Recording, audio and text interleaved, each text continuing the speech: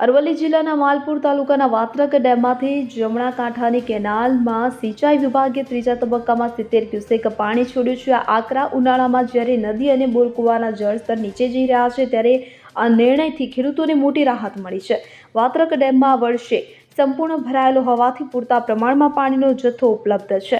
માલપુર અને ધનસુરા તાલુકાના ખેડૂતોએ ઉનાળુ બાજરી, જુવાર અને ઘાસચારાનું વાવેતર કર્યું છે। શરૂઆતમાં બોર કુવામાં પાણી હતું, પરંતુ ગરમી વધતા જળસ્તર ઘટી ગયું છે। સિંચાઈ વિભાગે જળાશયોમાં ઉપલબ્ધ પાણીનો જથ્થો અને ખેડૂતોની જરૂરિયાતને ધ્યાનમાં રાખીને નિર્ણય લીધો છે। આ પગલાંથી ધનસુરા અને માલપુર તાલુકાના 30 ગામોમાં એટલે કે 1200 હેક્ટર જમીનને લાભ થશે। સુકાતા પાકોને જીવનદાન મળશે, જેના કારણે વિસ્તારના ખેડૂતોમાં ખુશીનો માહોલ છે।